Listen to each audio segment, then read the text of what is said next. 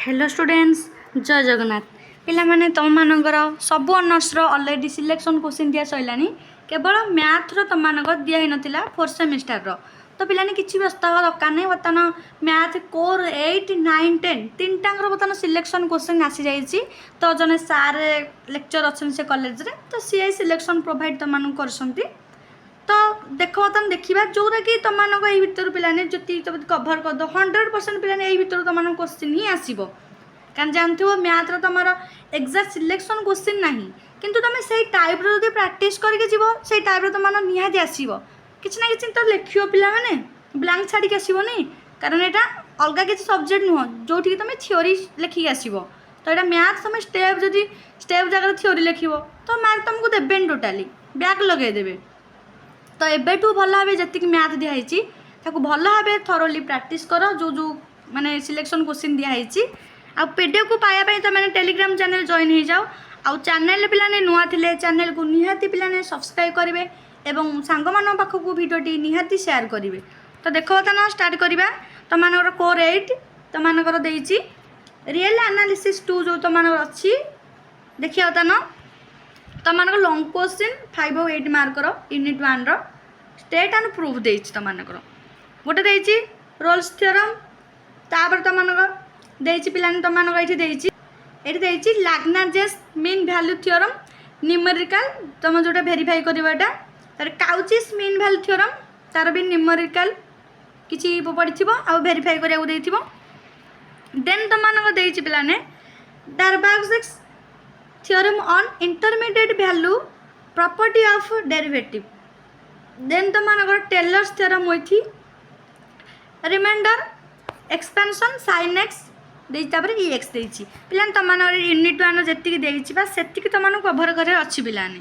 सेमिति तो मान यूनिट 2 रो पिलाने देइछि तो मानकर एइट देइछि मु धीरे धीरे स्क्रॉल डाउन करूछि कारण एते जदि पढी वीडियो बहुत लंबा हे जियो कारण 8 9 10 भी अछि तो देखो मुझे धीरे धीरे स्क्रॉल डाउन करुच्ची तो मैंने पीडीएफ टू पाइबा टेलीग्राम जॉइन हो जाओ ना स्क्रीनशॉट भी ये तो मैंने नहीं पार देखो ये टाइप पिला तुम मान क्वेश्चन आसीज ही खाली कवर करके जाओ तुम मैंने देखो यूनिट 3 देन तुम मान देखो ये तुम मानकर पास सबुद 4टा कि 5टा क्वेश्चन दिखाई सब यूनिट रु यूनिट आई भी देन तुम मान स्टेट एंड प्रूफ कर तो तुम्हें लिखिदेव आगे खातार लिखी थरोली प्राक्ट कर 2 मार्क क्वेश्चन बर्तमान देती यूनिट 1 तो मान देख ये डिफाइन डिफरेंशिएबिलिटी तापर तो मान स्टेट थ्योरम पिला जो तक सी तक बहुत इंपोर्टाट तो थ्योरम को फास्ट तो मान आग कभर कर यूनिट 2 देला तापर पिला तुम यूनिट 3 देती पिलाने जी तुम 2 मार्क जो विषय इंपोर्टाट से विषय तुम दिखाई यूनिट 4 तुम पिलाने तुम मानकर यहाँ तुम मानकर दिखाई देख देखिपे ये तुम मानकर यूनिट 4 खाली तुम मानकर जी दिखाई जी पढ़ 2 मार्क किसी दिखाई तो देन आम जा आमर आम कौन कोर 9 को तुम कम्प्लेक्स एनालिसिस ये तुम मान यूनिट 1 एंड 2 मार्क देती देखिपे 1 मार्क दिखाई देन तुम मानकर ये 5 आउ 8 मार्कर भी दिखाई देखिपे धीरे धीरे स्क्रॉल डाउन करुच्ची धीरे धीरे वीडियो को पॉज करके तुम मैंने लिखिदेव देखो ये थ्योरी दिखाई न्यूमेरिकल दिखाई देख के सुंदर भाव सिलेक्शन क्वेश्चन दिखाई तापर ये थ्योरम दिखाई देन यूनिट 2 को जीवा 1 और 2 मार्क ये तुम मानकर दिखाई तापर 5 आउ 8 मार्क देखा ये 5 8 मार्क दिखाई तुम मानकर बेसी नहीं सब विषय 5-5टा क्वेश्चन दिखाई यूनिट 3 बर्तमान देखा यूनिट 3 देती तुम मानकर यहाँ पे इंपोर्टाट यहाँ भलसे देखिकी जी तापर लंग क्वेश्चन 5 और 8 मार्कर दिखाई थ्योरम थ्योरम पे मैंने बहुत इंपोर्टाट थ्योरम रा भलसे देखिकी जी ये देख ये इंपोर्टाट दिखाई किसी लिखाई जोरा बेस इंपोर्टाट ये लिखाई तुम मानकर यहाँ को कभर कर छाड़देवेनि तापर यूनिट आई भी आसला तुम मानकर देती गामा भैल्यू पे इंपोर्टाट सब दिखाई बाछी बाछिकी तापर देखिए पिला आम कोर 10 बर्तमान देखा जोटा कि तुम आलजेब्रा 2 अच्छी देखो ये तुम मानकर यूनिट 1 देती जोटा कि 1 आउ 2 मार्क दिखाई फास्ट यूनिट रो तक इंपोर्टाट अच्छी देन लंग क्वेश्चन को जीवा ଲଙ୍ଗ କୋଶ୍ଚିନ୍ ଦିଆହେଇଛି।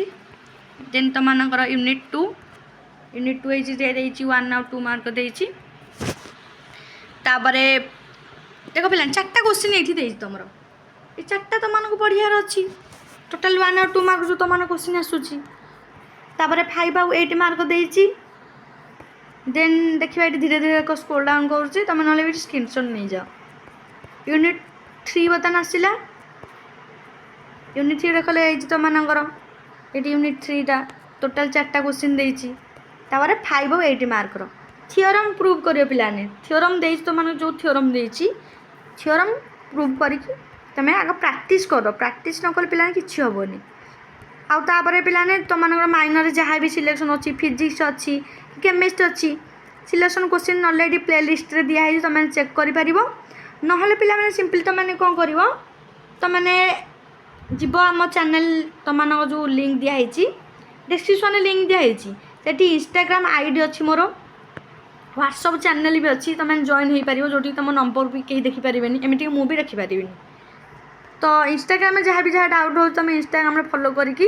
ଆଗ ରିକ୍ୱେଷ୍ଟ ପଠାଇବ, ଦେନ୍ ତୁମମାନଙ୍କର ଆକ୍ସେପ୍ଟ କରାଯିବ, ତୁମେ ଯାହା ବି ମେସେଜ୍ କରିବ। ବୁଝିପାରିଲେ? ଯାହା ଡାଉଟ୍ ରହୁଛି ପିଲାମାନେ ତୁମେ ପଚାର, ଇଜିଲି ପଚାର। ଆଉ ଏଇଟା ପିଲାମାନେ ସବୁ ୟୁନିଭର୍ସିଟି ପାଇଁ ଆପ୍ଲିକେବୁଲ୍। ଯିଏ ବି ଯେକୌଣସି ୟୁନିଭର୍ସିଟିରୁ ପଢ଼ୁଛ ତୁମେ ପିଲାମାନେ, ସବୁ ୟୁନିଭର୍ସିଟିରୁ ଏଇ ସିଲେକ୍ସନ୍ କୋଶ୍ଚିନ୍ ଆସିବ। ପିଲା ଏଇ ସିଲେକ୍ସନ୍ କୋଶ୍ଚିନ୍ ନିହାତି ପିଲାମାନେ ଆସିବ, ଖାଲି ଏତିକି ପ୍ରାକ୍ଟିସ୍ କରିକି ଯାଅ। ତ ବର୍ତ୍ତମାନ ଭିଡ଼ିଓକୁ ଏଣ୍ଡ କରିବା ପିଲାମାନେ, ତୁମେ ପ୍ରାକ୍ଟିସ୍ କରିଦେବ ତାକୁ।